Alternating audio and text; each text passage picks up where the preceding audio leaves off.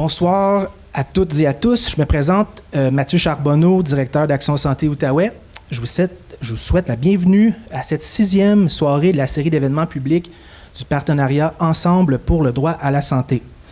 Je vous présente également dans la salle Amida Melouane, directrice générale de l'Assemblée des groupes de femmes d'intervention régionale, AGIR-Outaouais, qui présente l'événement de ce soir en collaboration avec ASO.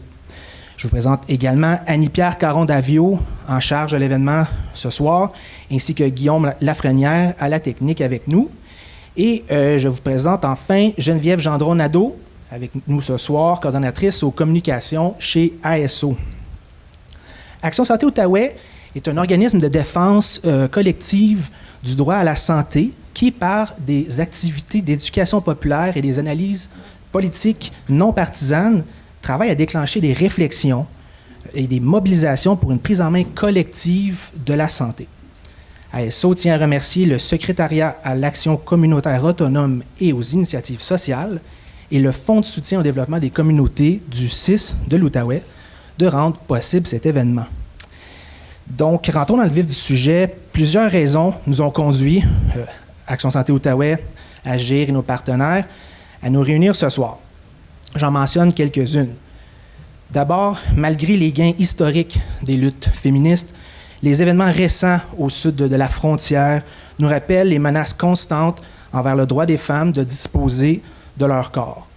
Or, ces menaces planent toujours sur le droit à l'avortement chez nous, au Canada et au Québec. Par ailleurs, et c'est particulièrement le cas dans une région sous-financée comme l'Outaouais, l'accessibilité aux services de santé continue de se dégrader. On parle beaucoup des problèmes de santé en général en Outaouais, mais on parle peu de l'impact que ces problèmes d'accessibilité ont sur les femmes et leur santé. Comme l'indiquait récemment Dr Sylvie Lemonde, radiologiste en charge de l'imagerie du sein au CIS de l'Outaouais, la crise en imagerie médicale dans la région aura par exemple un impact sur l'accessibilité à la mammographie et le dépistage du cancer du sein. Et de plus en plus de personnes s'élèvent pour dénoncer le sexisme médical. On apprenait il y a 2 jours, le 24 septembre 2024, que selon une étude commandée par l'Association des obstétriciens et gynécologues du Québec, les médecins sont payés moins cher pour des actes réalisés auprès des femmes que pour des soins similaires faits auprès d'hommes. Par exemple, une biopsie réalisée sur un sein rapporte 16 $ au médecin, alors qu'une biopsie cutanée faite ailleurs sur le corps rapporte 32 $, soit le double. Enfin, on ne peut passer sous silence la crise du logement qui sévit fortement dans notre région, à Gatineau, et qui affecte de manière disproportionnée la sécurité et la santé des femmes, notamment celle des femmes racisées. Donc, pour nous aider à réfléchir à ces questions, nous recevons ce soir Patricia Larue, Dr Ruth Van der Stelt et Marie-Ève Fournier. Bonsoir. Bonsoir. Bonsoir. On peut les applaudir.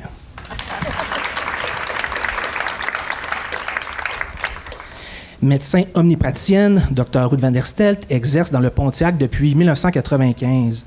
Dr Van der Stelt a cofondé l'un des premiers guichets d'accès à la médecine familiale du Québec. Elle a été présidente de l'Association médicale du Québec de 2011 à 2013 et secrétaire du CA du Regroupement québécois des médecins pour la décentralisation des soins de santé. Chroniqueuse à la presse, Marie-Ève Fournier, qui est avec nous en ligne ce soir, est journaliste économique depuis 2003.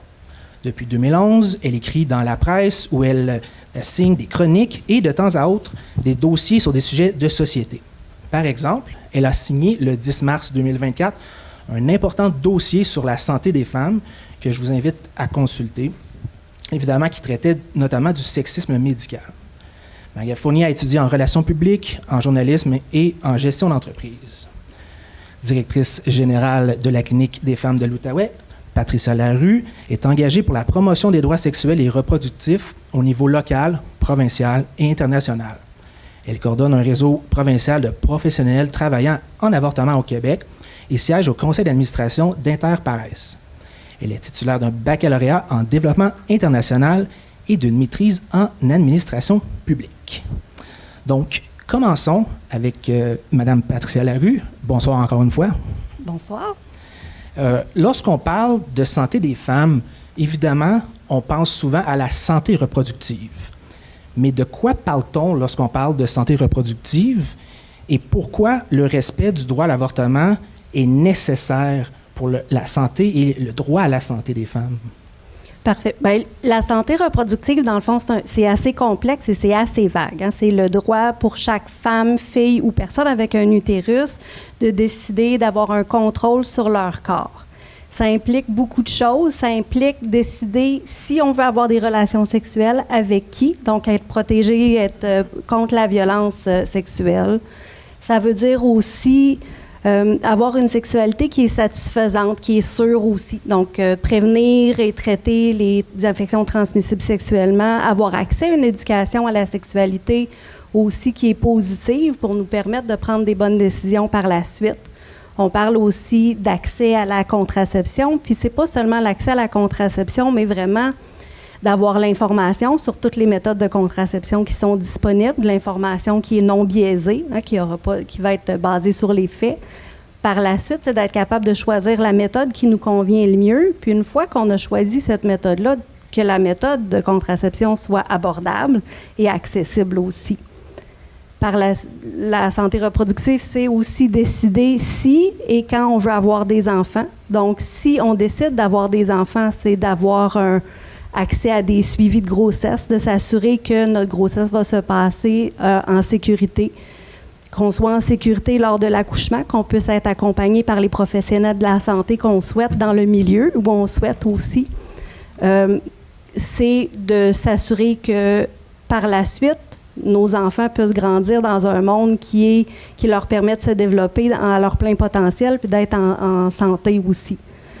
Puis, c'est le fait, si on fait face à une grossesse qui est non désirée, c'est le fait de pouvoir interrompre la grossesse, d'avoir accès à des soins professionnels avec compassion, de pouvoir choisir sa méthode d'interruption de grossesse aussi, puis d'avoir de l'information encore qui est basée sur les faits puis sur la science. Fait que c'est vraiment très important parce qu'avoir une grossesse, tout le monde sait, avoir un enfant, ça peut avoir des conséquences très grandes pour toute notre vie. Hein, c'est notre scolarité, c'est notre vie professionnelle, c'est notre vie de couple, c'est tout notre futur. Donc, c'est super important de pouvoir contrôler ça et ça peut avoir des impacts là, sur toute notre vie. Quand on parle de lien avec la santé, je pense que c'est important de montrer que dans les pays en voie de développement, plusieurs pays, l'avortement est illégal ou les lois qui régissent l'avortement sont vraiment restrictives. On permet l'avortement, par exemple, seulement pour protéger la vie de la mère ou parce que la grossesse est l'issue d'un inceste, par exemple. Mais dans ces pays-là où où les lois sont restrictives, il n'y a pas moins d'avortements, il y en a autant. Les femmes ont accès à l'avortement quand même, mais elles vont mettre leur vie à risque. Elles vont avoir accès à des avortements dans des conditions qui sont insalubres, avec des gens qui sont moins qualifiés pour offrir le service. On a tous entendu les histoires d'horreur de gens qui meurent. Et d'ailleurs, l'avortement non sécuritaire, la moitié des avortements sur la planète Terre ne sont pas sécuritaires. Donc, ça va mener... C'est une des 5 causes de décès maternels au monde, c'est les avortements qui sont non sécuritaires. Et puis, si les gens n'en décèdent pas, mais ils peuvent souffrir de conditions, de conséquences sur leur santé. Et puis, ils ne peuvent même pas consulter souvent pour... s'ils ont eu des avortements qui sont illégaux, clandestins, on ne peut même pas consulter pour avoir accès, puisqu'ils vont être criminalisés dans des circonstances comme ça. Donc, elles mettent vraiment leur santé à risque. Dr. Van Nestelt. Oui, je voulais toucher deux aspects. Et un des aspects typiquement québécois, je pense que le réseau des CLSC, il y a 400 CLSC dans la province. Et je suis de l'avis là, qu'il devrait y avoir justement accès à la contraception dans tous les CLSC. Il devrait y avoir des médecins dans tous les CLSC. Tout le dépistage d'ITSS, ça devrait être comme possible partout. Moi, je travaille dans le Pontiac et puis, donc, c'est une région rurale et c'est pas vrai là, que les gens vont pouvoir, il n'y a pas de transport en commun, comme vous le savez. C'est pas vrai qu'ils vont pouvoir se rendre, comme nous, on dit, en ville. OK? Pour ça, il faut que ce soit accessible et sinon, toute la société en paie le prix. Fait que je pense qu'il faut vraiment, au niveau du Québec, c'est notre opinion, les médecins pour la décentralisation, c'est qu'il faut vraiment redéployer là, les services dans les CLSC et notre avis, c'est que les citoyens doivent le demander parce qu'on ne l'aura pas sinon.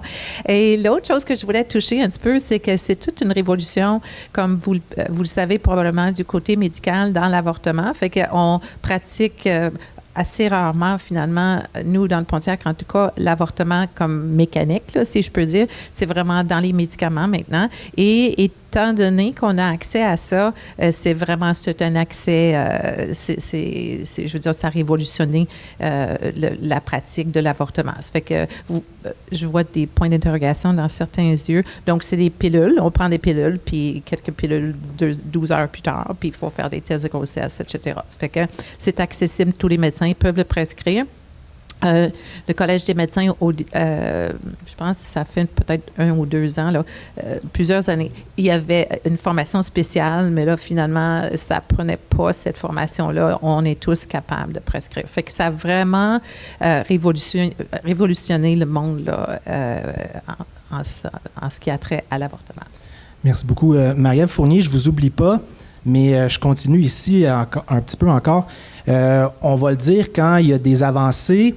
Le projet de loi C-64, vous avez vu passer, c'est-à-dire être déposé au gouvernement fédéral pour une assurance médicaments publique universelle, propose notamment d'inclure l'interruption de grossesse, donc une avancée pour le droit à la santé des femmes.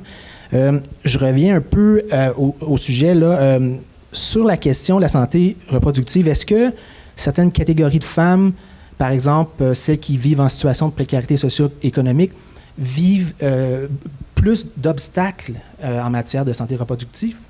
Bien, définitivement, je pense que c'est clair quand on a une vulnérabilité quelconque, on fait face à des barrières et puis les personnes qui sont au croisement des oppressions vont en vivre encore plus.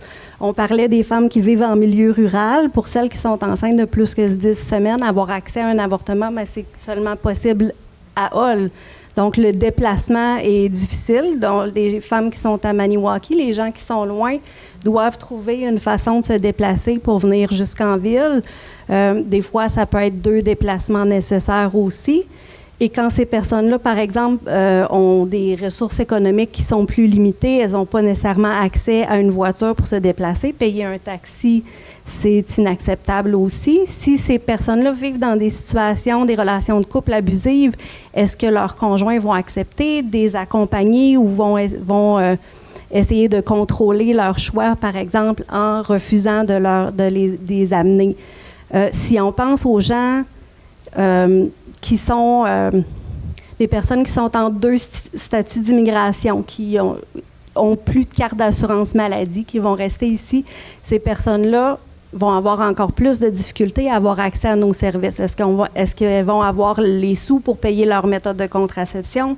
Si elles font face à une grossesse qui est non planifiée, est-ce qu'elles vont savoir où les services d'avortement sont disponibles? Est-ce qu'elles vont avoir les sous pour payer? Est-ce qu'elles vont comprendre la langue aussi pour être capables d'avoir accès à ces services-là? C'est plein de barrières qui s'additionnent une après l'autre, qui rendent le chemin, c'est pratiquement un champ de bataille. Merci beaucoup. Donc, on va se transporter en ligne. Marie-Ève Fournier, je vous l'ai dit, a signé un important dossier sur la santé des femmes et le sexisme médical dans la presse en mars dernier. On entend de plus en plus parler de sexisme médical. Et donc, qu'est-ce qu'on veut dire lorsqu'on parle de sexisme médical? Et qu'est-ce qu'il y a de spécifique à la santé des femmes versus la santé des hommes?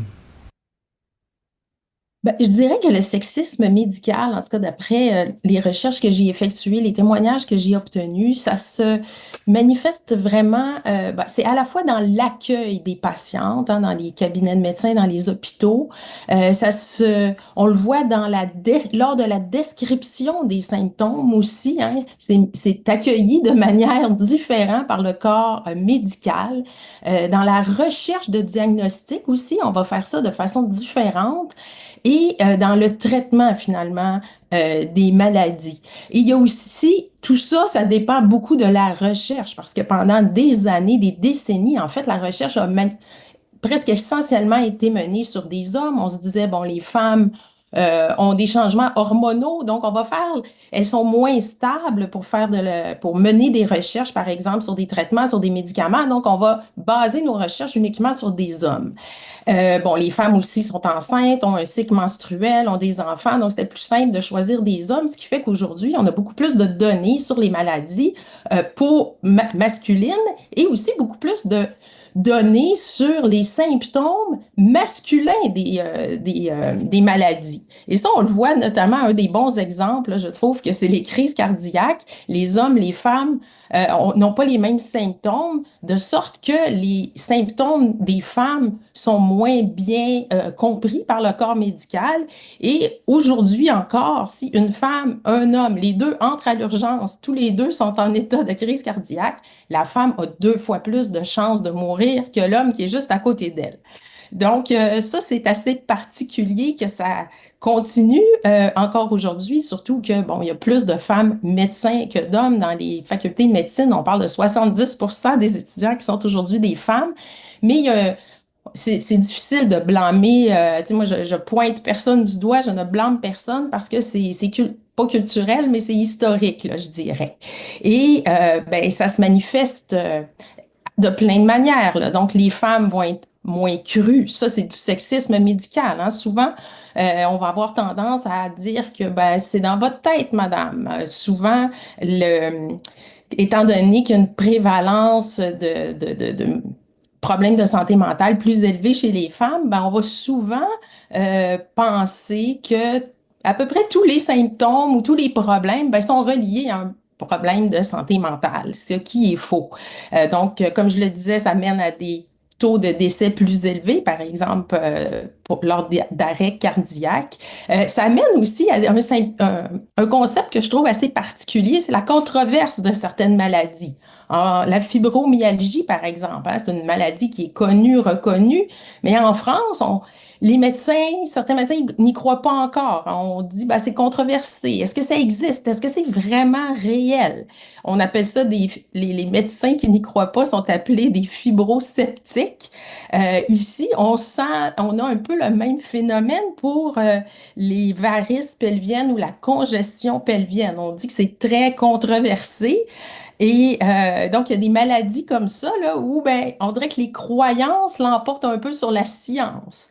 Et ben, il y a une prise en charge aussi, ça c'est peut-être la dernière manifestation dont je parlerai, c'est une prise en charge peut-être déficiente là, de certains états, de certaines maladies.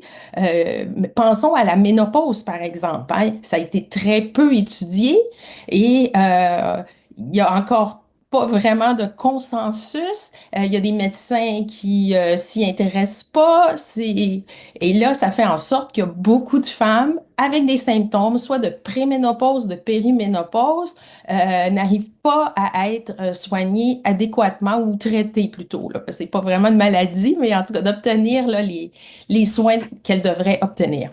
Merci beaucoup. Patricia Larue. Bien, je voulais juste rajouter que le sexisme médical, des fois, il est présent même dans les facultés de médecine. Il y a eu une étude récemment qui a fait un recensement des sujets couverts dans les facultés de médecine, puis on a trouvé qu'on parle 3 fois plus de dysfonction érectile et de Viagra que d'interruption de grossesse dans les facultés de médecine. Donc, qui a décidé que c'était la priorité? Madame Van-Stelt. Oui, j'apporterais peut-être un angle un petit peu différent. Peut-être que je suis femme puis que j'ai pas remarqué ces choses-là tant, puis peut-être que je suis moins sexiste, je sais pas. J'espère que mes femmes en stade d'urgence ne meurent pas 2 fois plus que les hommes. J'ai pas mon expérience du tout.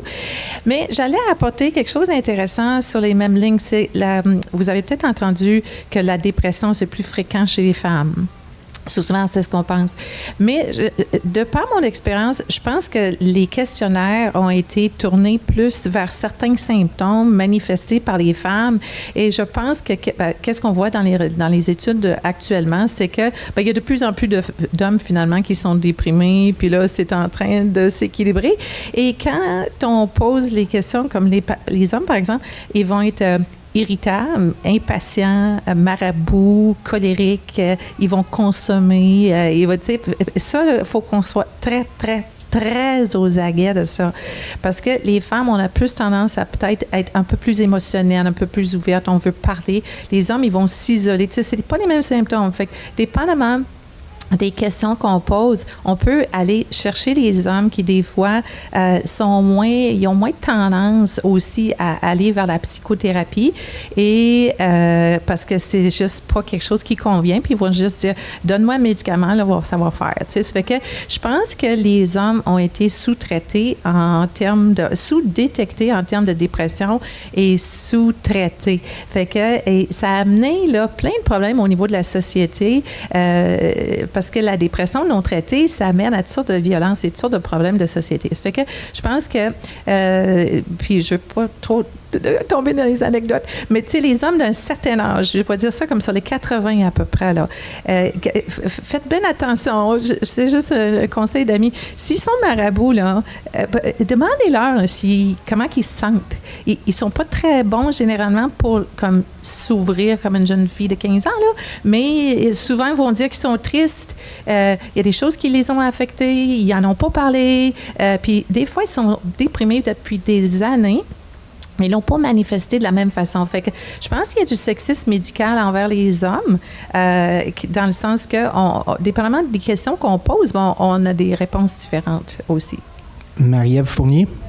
Oui, bien effectivement, je trouve ça intéressant ce que vous dites là sur l'inverse, donc les stéréotypes masculins, parce qu'effectivement, c'est quelque chose qu'on m'avait souligné. On m'avait dit l'équivalent de la crise cardiaque maltraitée chez une femme, ben c'est la dépression maltraitée chez les hommes. C'est exactement un exemple qu'on m'avait soumis là dehors de mes recherches. Et il existe d'autres phénomènes un peu aussi.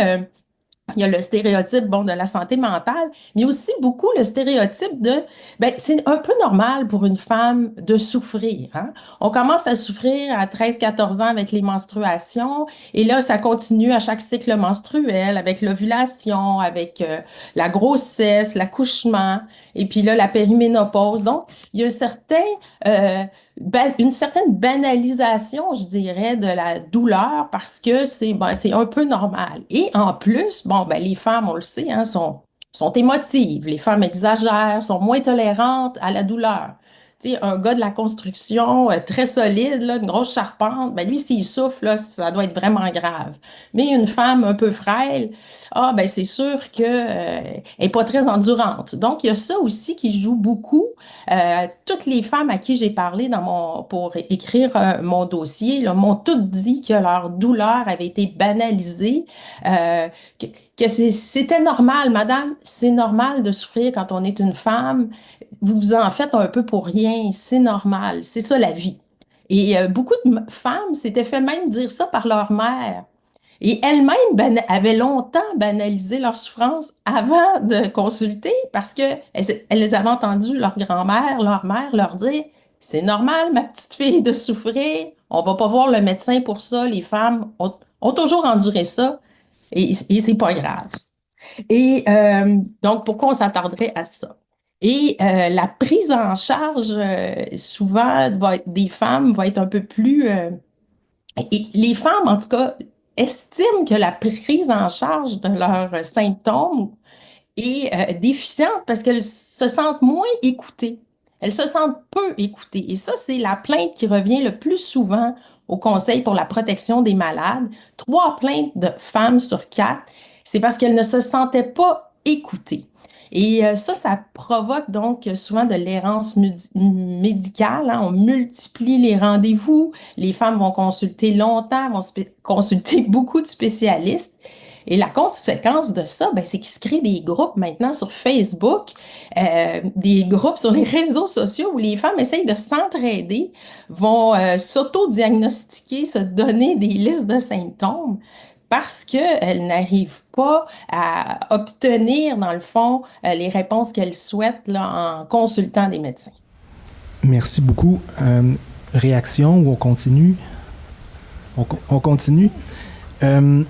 On voit qu'on est vraiment à l'intersection de la médecine, de la société, de la culture. Un autre sujet qui relie médecine et le social, c'est la santé mentale. Quelles sont les spécificités de l'expérience de la santé mentale chez les femmes? Est-ce qu'il y a quelque chose de différent? Qui veut y aller? Marie-Ève Fournier? Ou ici? Je ne suis pas une spécialiste de la santé mentale, malheureusement. Mais ce que je peux dire là-dessus, par contre, c'est qu'avec les réformes de la santé qui ont eu lieu depuis des années avec la pandémie, les gens qu'on voit à la clinique dans le passé, il y a 10 ans, elles avaient, les femmes qui ont des défis en santé mentale avaient un réseau de soutien. Il y avait des organismes communautaires qui étaient là pour les accompagner, qui avaient assez de sous pour pouvoir les soutenir. Il y avait des travailleuses sociales qui les accompagnaient. Et puis maintenant, avec cette pandémie, la réforme de la santé, plusieurs réformes qui ont eu une après l'autre, les personnes sont laissées à elles-mêmes. Donc, les personnes qui vivent des problèmes de santé mentale vont avoir beaucoup plus de difficultés à consulter. Et puis, tout est beaucoup plus intense, tout est beaucoup plus complexe. Donc, ça serait super important de continuer à investir dans les organismes communautaires et dans le soutien pour offrir un soutien global en santé mentale. Dr. Van der Steldt? Oui, l'aspect que je voulais toucher ici, c'est un peu, je ne sais pas si vous connaissez ça un petit peu, c'est le contrôle coercitif. Je ne sais pas si vous connaissez un petit peu le concept, mais c'est un concept qui est beaucoup plus vaste finalement que ce qu'on appelait autrefois la violence conjugale ou la violence physique. Là. Contrôle coercitif, c'est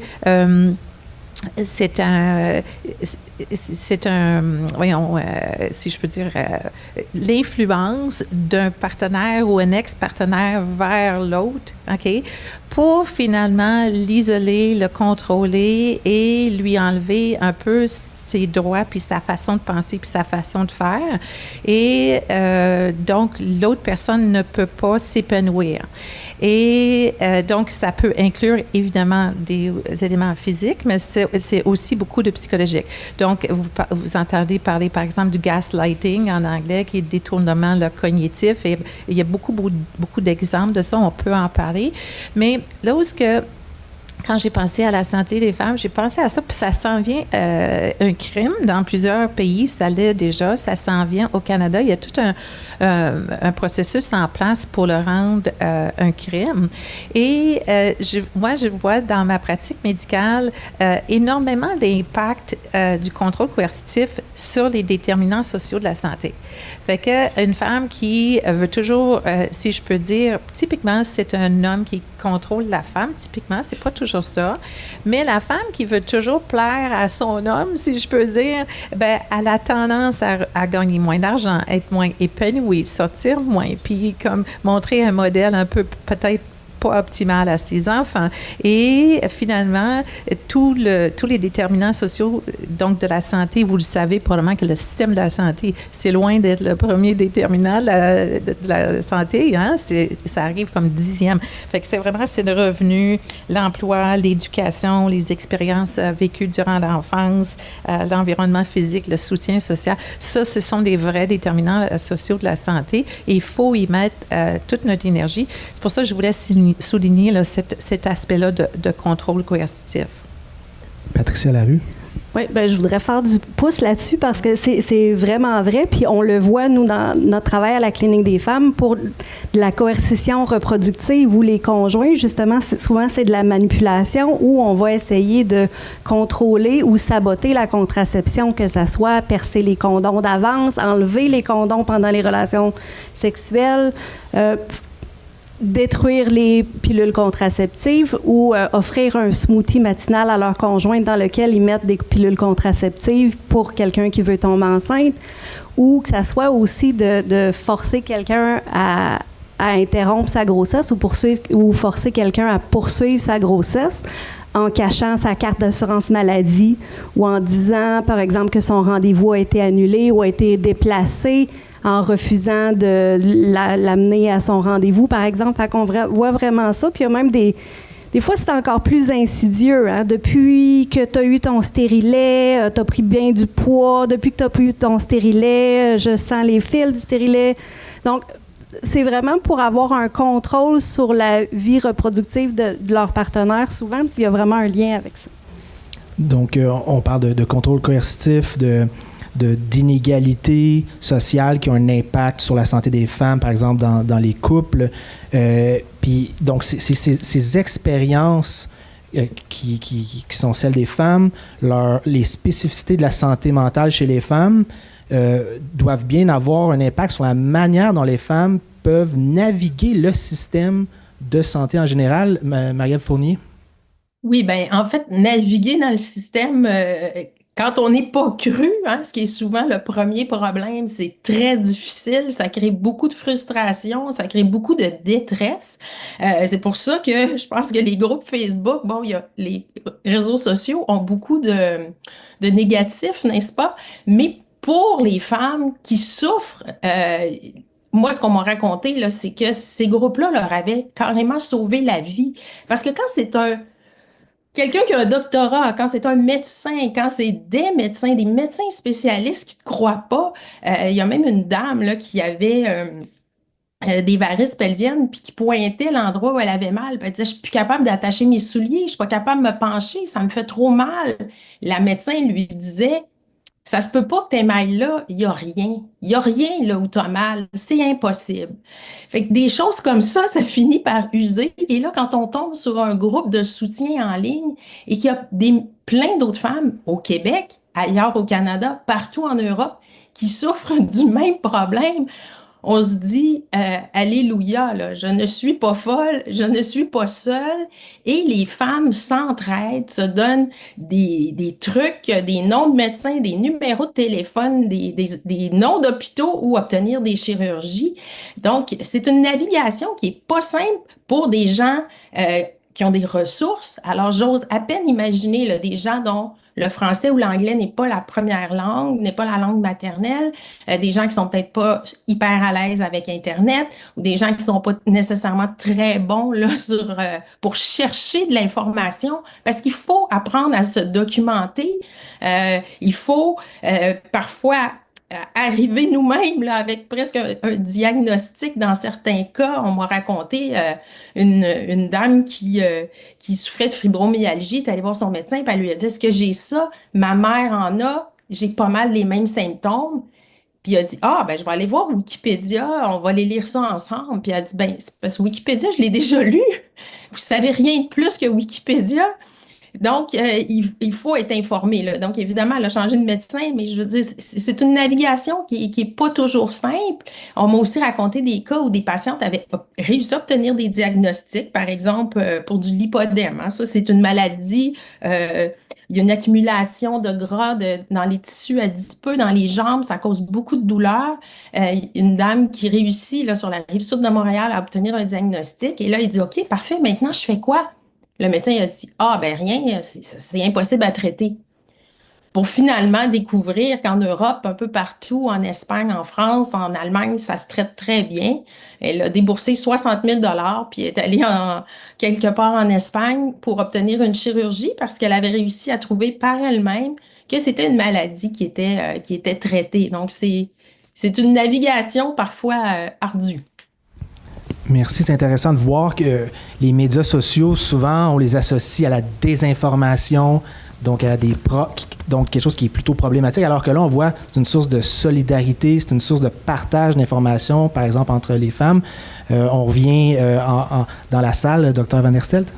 Oui, justement, quand on parle du droit à la santé, je pense que de plus en plus, il faut se tourner vers Internet. Je suis contente qu'elle amène l'exemple parce qu'il y a beaucoup de solidarité là, qu'on peut retrouver sur Internet, des groupes, surtout ruraux, pour les femmes rurales, c'est-à-dire, ils peuvent participer à des groupes que sinon, là, elles n'auraient jamais. Puis, on voit les personnes, 80 ans et plus, là, dans les hôpitaux, là, moi, j'hospitalise à Charleville, puis on fait du FaceTime avec la famille. Pour toutes les personnes âgées, ils savent de plus en plus. Fait que je pense que l'accès à Internet, ça fait maintenant partie du droit à la santé. C'était la première chose. Je voulais aussi juste amener les femmes transgenres. On ne l'a pas mentionné, mais je voudrais par respect nommer ça. Et je pense qu'ils ont autant le droit, qu'on a parlé de femmes avec un utérus. En tout cas, j'ai des femmes qui n'ont pas d'utérus.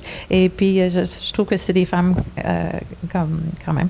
Et puis, je voulais juste toucher à ça. Puis, en milieu rural, encore là, pour avoir accès à Internet, c'est des gens qui vont pouvoir se faire comprendre pour la première fois de leur vie. OK, c'est peut-être pas idéal, c'est toujours en ligne, mais quand même. Dernier item que je voulais mentionner, contrôlecoercitif.ca, c'est extraordinaire, c'est super user-friendly. Vous allez pouvoir, il y a des petites cartes, vous pouvez cliquer dessus, plein de définitions, c'est très bien fait, c'est pas typique du tout comme site Internet. Pour ceux qui ne sont pas familiers ou qui voudraient savoir s'ils vivent ça ou quelqu'un d'autre vit ça, c'est très bien fait, contrôlecoercitif.ca. Merci beaucoup. Il nous reste une dizaine de minutes, donc on ne peut pas passer sous silence, évidemment, l'état du réseau de la santé en Outaouais et évidemment l'impact notamment sur les femmes. Donc, en Outaouais, selon vous, ce que vous voyez, ces problèmes d'accessibilité aux services de santé, on a déjà parlé un petit peu, mais comment affectent-ils ces problèmes-là, particulièrement les femmes et certaines catégories de femmes ici même chez nous?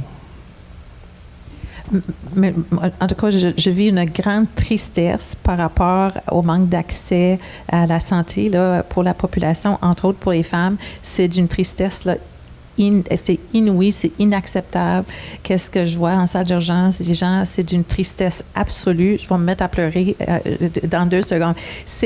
C'est pas correct qu'on ait une société qui permet à certaines personnes d'avoir des soins de santé et d'autres, juste pour des raisons complètement farfelues, ils n'ont pas accès. C'est inacceptable.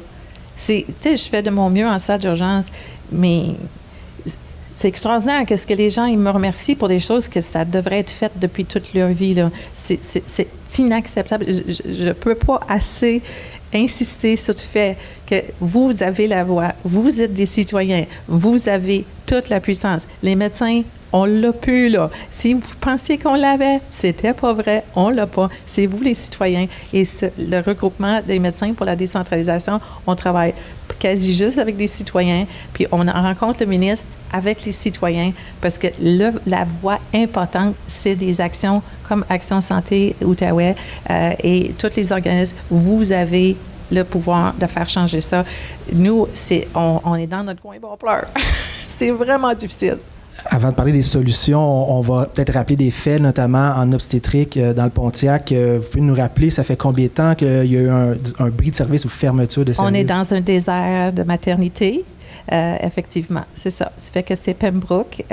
Nous, on a beaucoup plus de services du côté de l'Ontario. Ce sont des professionnels qui sont accueillants pour nos patientes. Alors, c'est assez facile dans ce sens-là. Mais là, on accouche des bébés dans les salles d'urgence et puis c'est très difficile.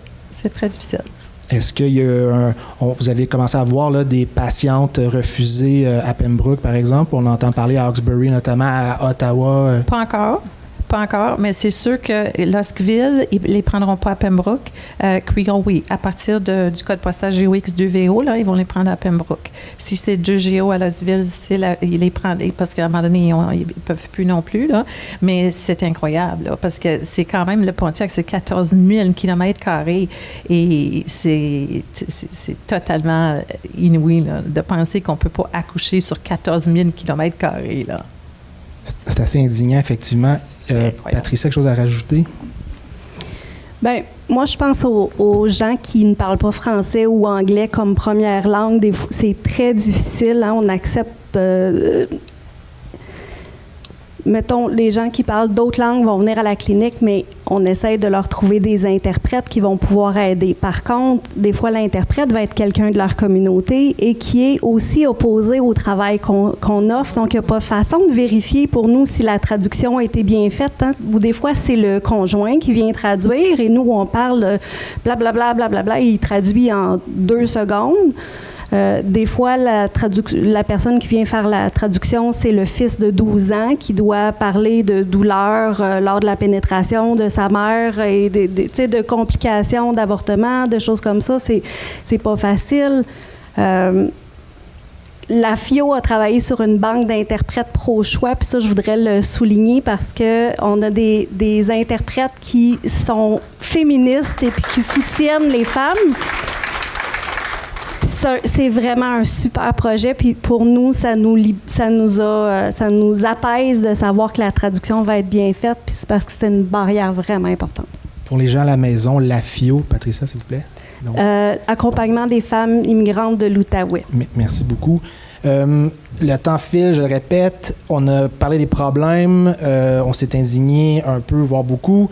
Les solutions, maintenant, je me transporterai d'abord là, en ligne. Marie-Ève Fournier. Bien, je pense qu'il faut tendre surtout vers une augmentation de la recherche pour tout ce qui touche les femmes pour aider les médecins, là, parce que, bon, là, je brasse un peu les médecins, mais c'est pas de leur faute et je les pointe pas. S'il y a pas de recherche, l'information se rend pas à eux. On peut pas les blâmer. Et vraiment, je pense pas qu'il y ait aucun médecin qui soit de mauvaise foi et qui ne veut pas traiter une femme adéquatement. Donc, il faut vraiment commencer par accroître la recherche. Il faut tendre vers une meilleure diffusion de l'information. À l'ère d'Internet, là, qu'il y a des écarts aussi importants entre Montréal, Paris, Berlin ou Ottawa, c'est pas normal, là. Il faut que l'information soit diffusée. Les noms des médecins spécialistes dans certaines spécialités très précises, il faut qu'ils soient connus du corps médical aussi. Parfois, il y a des médecins qui travaillent dans un hôpital, puis dans les cliniques ou dans les CLSC, on les connaît pas, alors qu'ils seraient des ressources vraiment importantes pour les patients. Donc, je pense qu'il faut, on est à l'ère de l'Internet, là, il faut vraiment que l'information circule davantage et il faut peut-être une curiosité. Je comprends, les médecins, le problème, hein, les médecins n'ont pas de temps, les médecins ont trop de patients, mais il faudrait peut-être accroître pour le bien des femmes un peu la curiosité. Je vous donne juste un dernier exemple pour conclure.